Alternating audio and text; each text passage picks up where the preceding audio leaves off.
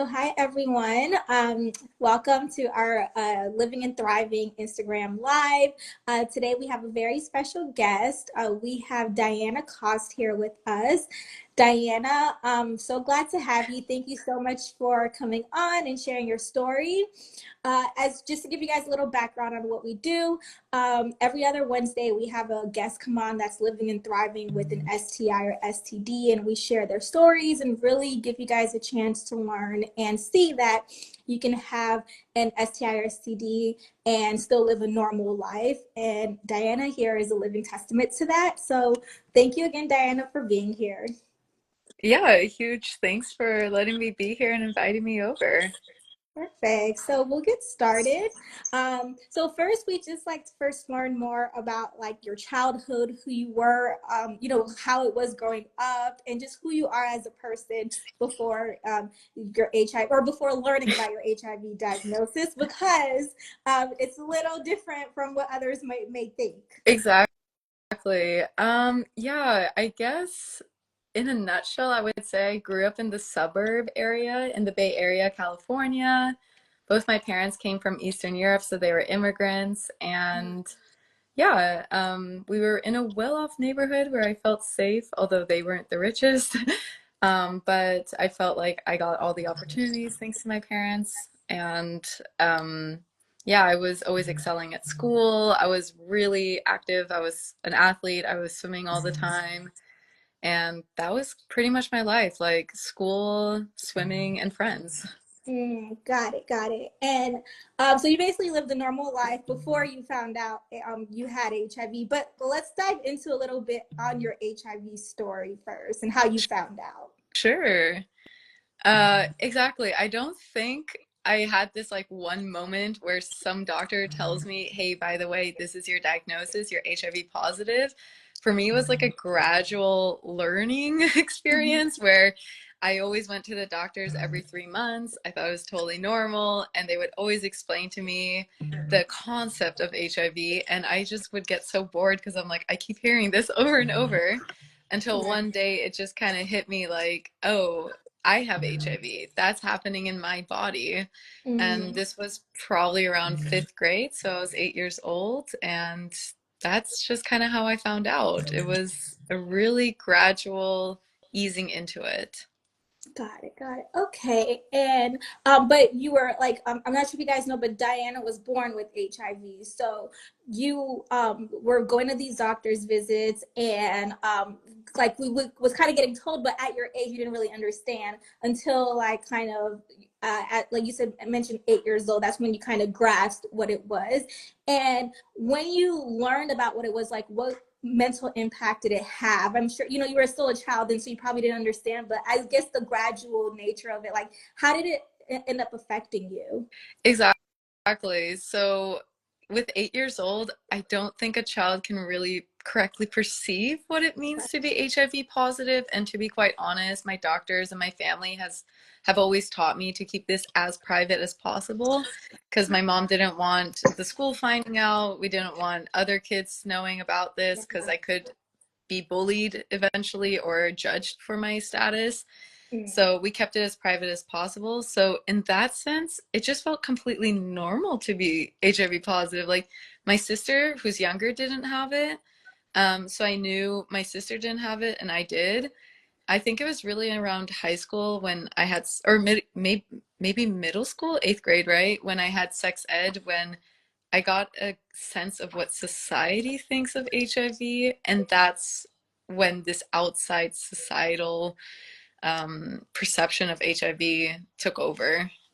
Got it. That's interesting you mentioned that, because like how did your doctors explain to your 8-year-old self or your child self versus like then hearing it in society? I I really have to commend my doctors. I think they did a fabulous job of telling a kid they have HIV because to me, I felt like I was always playing a game because you have to keep your T helper cell count high and the CD4 count low, or what is it? Yeah. So it always felt like the more I took my medicine, or the fact that I took my medicine every day, I was keeping the chart numbers perfect and Yeah. ideal. So it felt like I was winning a game. And they never made me feel weird or as an outcast, and same with my mom. So, yeah, I just felt like normal in that sense. And then, how did it impact your life going from child to like teenager and adulthood? Yeah. So obviously, because dating comes into Yeah. play and being physical with the opposite sex and everything happens around high school. I do want to say, like, I remember distinctly during sex ed we learned about HIV, and I came home crying to my mom because I was convinced we're dying, and I got so pissed at my doctors and my mom. Like, how could you guys lie to me and tell me I'm fine when I go to my school and this is like where I trust, where I get my knowledge from, and I Mm, think I'm dying because that's what it was, how it was portrayed.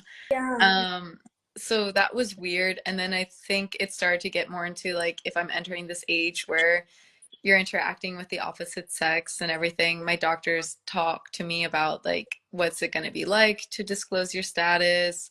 They were always offering if I wanted to bring someone to my doctor visit, I could, and they would be there for extra support and everything. Mm.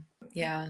Wow, you had some amazing doctors, like you mentioned. Like they did a really Oh, good job just yeah. supporting you, helping you in disclosing it to others, and just navigating everything with having it, and especially as a child and growing up with having HIV. Yeah, I feel extremely lucky. I mean, it's my only experience. I don't know if everyone had this as a HIV pediatrician or like as the HIV pediatrics.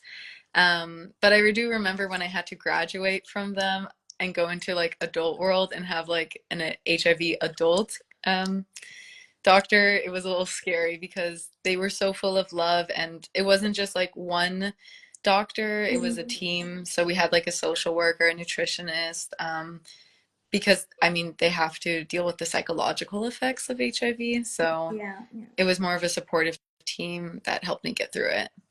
That's awesome. That's amazing. Okay.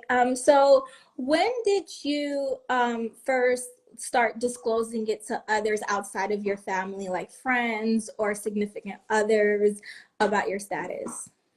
Oh, good question. For sure, middle school, I disclosed it to one friend and she was lovely about it. And then I disclosed it to some friends in high school. The friend group dissolved and that really backfired. So I Yeah. actually lost my trust in telling people because I was so scared that my trust would be broken again because I didn't understand why someone, even if we're not friends anymore, would try to share this Yeah. information. I think that was like very malicious. Yeah. Yeah. So even then, going into college, where I made friendships much stronger than what I had, or like very strong connections, I was terrified to tell them just in case something similar would happen. And but then I opened up and I overcame this fear, of course, and it was much better than to let friends know. I'm so sorry you experienced that. That's awful. Like just because a friendship dissolved and fell apart doesn't mean that you disclose someone's private and personal information that they confided in you with. So I'm sorry that happened to you. Yeah, thank you. It's okay. I guess we were all in high school and immature, and Yeah, yeah, that makes sense I too. But think I'd like to. I'm okay now. It's fine. So, so, how did you grow to be more trusting of others? ooh, that's a tough question. Um, Experiences, just falling into the unknown and being okay with rejection and understanding it can go wrong, but just also having this mentality of like, what is the worst that can happen? And Mm, that scenario isn't the end of the world, so why not just try it? yeah, yeah, If I tell a friend, there's literally no reason I need to tell someone because I'm not trying to be physical with them. It's just more like I'm trying to be vulnerable and share something very deep about myself and secretive.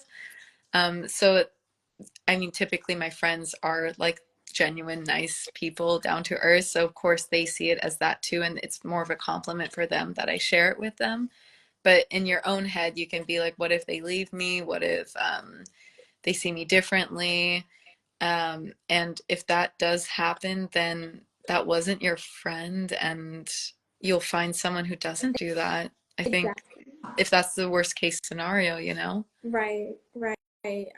I'm glad that you mentioned that because and it's during those times like when you're vulnerable with people and how they react that it shows you, you know, their character and Yes, if they're worth being in your life anyway. exactly. Exactly that. Right. Okay. So, what advice would you give to others in disclosing their sexual health status? Yeah, first off, read the room. I think you know uh only do it when you know sex is on the table. Like there's no reason to tell someone right off the bat when you meet them. Like they don't even know you, you know? But definitely do it before like things are happening because if someone's already in the moment. Yeah. Um, I think you just have to get a sense for who the person is. If they're more emotional, you might disclose your status more of like how you overcame it and what this means to you. But if they're more of like a practical person where they just need to hear like, can I get it from you? Or like, how can I prevent from getting this transmitted to me? Then you approach it that way too. Mm. But above all, presentation is key. If I go into a disclosure and I am sobbing and presenting HIV like it's the worst thing that ever happened to me, that's how, if, and this is the first time this person is having HIV in their life, that's how they're going to take it. It's very contagious in that sense. But if I come off as very confident and calm and Mm. collected, and sure of myself, like, hey, look, I have undetectable status. I've been doing this for years. I know what I'm doing. Then this gives them a sense of confidence and trust as well that they don't question. Mm. Um, yeah. And speaking of that, like how has or is your dating life? Like been the reception? With HIV, Right. um, clearly it's made life way more colorful. But that's what makes life more interesting. Surprisingly, I haven't had so many rejections as I thought I would, if that makes That's sense. I think I can only count amazing. 2 rejections, and it's okay because that's not the person for me anyway. But otherwise, I was shocked at how trustworthy some guys could be. Like, I was, because no one ever asked for my not my mental health, my health records. Like, if I Yeah. actually am undetectable, like, first off, they didn't know about U equals U, which is if someone's on an undetectable viral load, they can't Yeah. transmit it to their partner with or without a condom. So that was new information for them, first off. And then the second was that I'm undetectable and they trusted it. So I think I was quite lucky with my partners too, that they just trusted me and this information. Got it. And I'm really glad that they did that. They weren't Yes. like, kind of ignorant about it or negative. So I'm glad that you've had generally or for the most part positive Yes. reaction. That's Yeah. great. It Um, makes a huge difference for sure. I don't know what it'd be like if people were constantly rejecting me, right? So, yeah, and that's I think that's also the fear of like getting tested or having an STD yeah. is because people fear like nobody's gonna want me now or what do I do? What has my life become? And just all this fear around it. But to know that your dating life is gonna be fine. You're gonna you're gonna still meet your husband or wife or whatever it may be. If somebody wants you, nothing can stop them from necessarily being This with you. 100%. At the end of the day, if you really want a committed relationship and have kids, family with this person, it only takes one person for them to see you as the one or the person they want to spend the rest of their life with. You don't need to attract 100 people. You just need to have one person that accepts you, if that makes a difference. Yeah. No, that totally does. Perfect. Um, well, you kind of answered this already, but just to get a little bit more specific, you mentioned in terms of sharing your diagnosis to kind of wait till you kind of get to that point of intimacy. But what about like in terms of stages of dating? What if you're not intimate with that person? Do you think like once you start dating that person or become a boyfriend, girlfriend, then you should tell them too? Or where it could happen? Ooh, meaning like you become boyfriend, girlfriend, or you're already serious. Yeah. Yeah, yeah, of course. I also, it makes a difference if I grew up in California versus countries where people wait, or different cultures where people wait for Hmm. marriage until sex and everything. For me, it basically is whenever intimacy is on the table in that sense. Yeah, yeah. But I could also imagine if I was waiting to be intimate, if I was waiting for marriage to be intimate, I think this is something you tell before getting married and like committing. Yeah, I win. I haven't been in this position. I never thought about it. I can just say what I do. Like, Yeah. you know. Um, yeah, that's interesting. Food for thought for later. Last question is basically, what advice would you give to newly diagnosed individuals with HIV? I know you've had it like all your life, um, Yeah. but what about those that didn't, and they're like, this is a whole new thing for them, and now they have to figure things out. What would you say to them, or how can they go through this? Yeah, it's hard to give like one statement for everything because depends Yeah. on what someone's suffering on, if it's feeling inadequate or, Mm. oh, my life is over kind of thing. I guess I would give two um like recommendations. First off, don't let HIV define who you are. You Mm. get to define what it means to be HIV positive. Clearly, you were someone before the HIV diagnosis, and you're someone now who happens to have HIV. And don't forget who you were before that diagnosis. Like, you're still that person. You still have all those good qualities about you, Mm.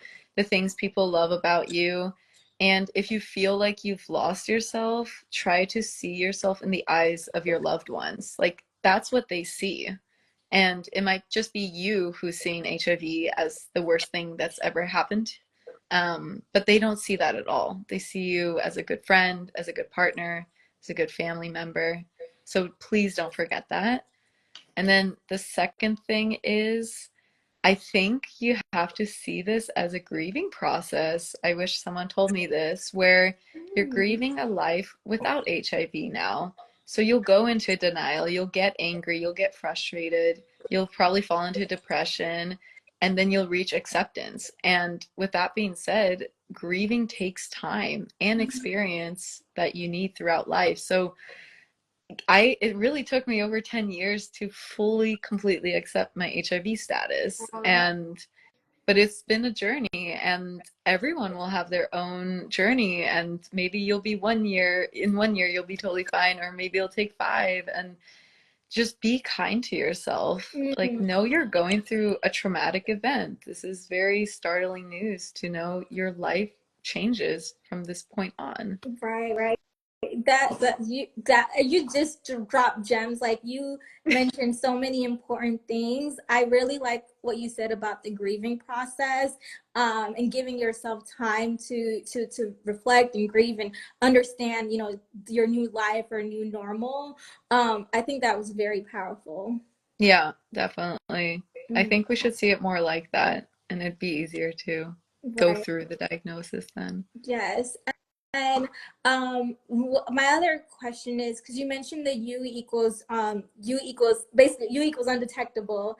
Can you share or educate us more on what that means and what it is? Sure. In a nutshell, undetectable equals untransmittable. Mm. This means that when someone has an undetectable viral load, they cannot transmit HIV to their partner with or without a condom. This has been scientifically proven with the partner study specifically, where they took thousands of participants and there was zero transmission of HIV. So, yeah, this was a huge quality life factor that improved the lives of those living with HIV. Wow. Wow. Because I'm working. I know that there's a lot of people that are undetectable. They take one pill a day. and they're not able to transmit it as long as, of course, they continue taking the Yes. medication. And while you have to take 1 pill a day, you also have to take 1 pill a day if you're, I mean, more than 1 pill probably if you have high blood pressure, if you're a diabetic, or with any chronic condition. So, Yeah. so it's all about perception as well. Yeah, back to your other question of what advice I would give. I'd also say, listen, as we get older, everyone has something, honestly. So like at Yeah. this point and stage, like HIV is no longer medically in the Western world, it's no longer like terrible for the body. We can take a medication and it's fine. If anything, it might be psychologically horrible to for us, but it's manageable, is what I want to say. Yes. You can I like that. still do your hobbies, you can still pursue your dreams. Right. So, And you're pursuing your dreams. yeah, I know you're in Germany right now. You're getting your PhD. Congratulations. thank you. Thank you. What are you getting your PhD in? Oh, I actually already got it, so I Oh, finished. I'm just working now in oh my Germany. gosh. Congratulations. So you decided to stay in Yeah, Germany. yeah, Oh definitely. It's my always been God. a dream of mine. Awesome. But I Congratulations. got it in astrophysics, so I was like looking at stars and looking for planets, God. completely different from HIV. That, like, you are a genius. Physics. Wow, I can't even pronounce it. Yes, it is not Amazing. astrology, just so people know. But I like astrology too. It's entertaining. Do you ever plan to like return to the United States? I thought about it sometimes, but I feel home here too. All Mm, my friends are here now, so it's just wherever life takes me, I guess. got it. Yeah. Did you ever experience symptoms as a kid or now, or anything like that? Uh, I'm gonna say no, but Mhm. it's also like if I've had side effects from medication or something, I Yeah. wouldn't know if they're side effects because it's just my life. So like, you know, what if I had constant headaches or something, but I Mhm. just perceive this as my reality. Got it. Got it. So And no symptoms. in terms of the side effects, do you have you had, like, bad side effects or had to switch meds because of the side Yeah, effects? yeah, I mean, I think we have to look at it objectively, but 20, wait, how old am I? Oh yeah, 28 now. So, and the medication was just starting to work in the mid Right. 90s when I was born. So when my younger sister was born in 98, and that's when my mom found out she had HIV. That's when the medication was keeping people alive, and Mm. that was the main goal. So I was taking 8 pills in the morning and 8 pills at night. Couldn't swallow, so my mom always had to crush the pills and mix it with Nutella. My sister would get jealous, so she also got Nutella because I was getting Nutella. And it at the time it caused severe effects, side effects like lipodystrophy. Yeah. It's no longer a side effect today with with today's medication, so we don't have to worry about that. But yeah, and the course of science is to improve the lives of people living with HIV. So then I switched my medication to prevent that or try to reverse it. So then I was taking, I think, 3 pills in the morning in college or something. And now I take 1 pill when I move to Germany, and that's it. Oh So my it's goodness. amazing how much technology and medicine has advanced. Yes, that's remarkable. And I'm sorry that you had to even experience that as a kid, like taking 8 pills, as a kid while they were crushed. That's still like awful. Like, I'm sure I you know. like. Honestly, it just felt normal. Like I get my Nutella in the morning with breakfast, and then it's like right before bed. Yeah. um, Next question.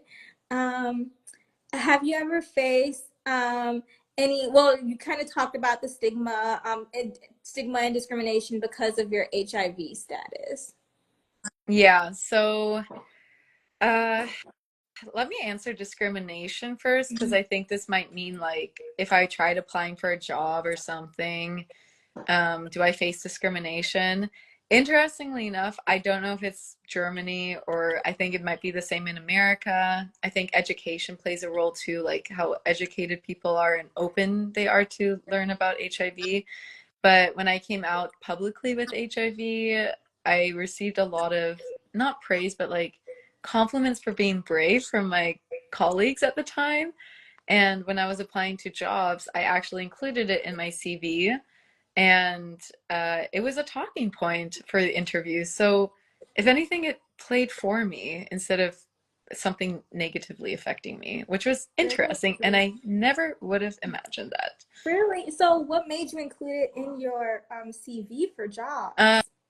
I mean, to be honest, it might look nice if I'm trying to educate the public, so I put the YouTube channel to be like, I do other things besides astronomy. Yeah. So like, I wanted to, this is something that I like to do too. And yeah, so obviously if I share that, I have to share my HIV status. But I also took it as like, if the new job or employer doesn't want that, then I don't want to work there anyway. And it's like, it was, I mean, looking for a job is sometimes like finding a relationship. So that's true. That's true. Okay, well that's awesome that you told them that they, you know, were, of course they have to be fine with that, but that, you know, that they were just were positive about it. Yeah, that's just awesome. And then that they even asked you questions and wanted to learn more about you, just your personality or living with and everything. So I'm glad that you had like just for the most part more positive reactions from others. exactly. And I think there should be a concept of like internal stigma where it was like my internal thoughts that thought society is like this. And I think I got this notion because if you go online and ask for advice back in the day, like people, I mean, the comments would be ruthless, like you should go kill yourself, or oh, you didn't tell someone before, like you deserve like to die in hell, like all these things. And I don't know who's sitting behind the computer screen. But this online world did not reflect my reality at all. And I think I built this internal stigma that no one else cared, but I was the one that was caring. So I was building the stigma a lot in my own head. And it wasn't until I just let other people tell me how they view me that I accepted how they actually view HIV. And that was my truth, if that makes sense. No, that makes a lot of sense. So. Wow. So you dropped so many important gems and life takeaways on this live. And I just want to thank you so much for being candid, for really sharing your truth and your story. And it's been wonderful to have you on. And I wanted to see, like, are there any other questions from the audience? We had some awesome questions. Any other questions, guys? Or anything else you'd like to share in the meantime, Diana? Maybe as a takeaway for everyone, like, don't let the fear of rejection get to you. You never know what the other person is thinking. Just try it. And worst case scenario, it doesn't work out and you just move on and you continue with life. Life always continues and everything will always be good.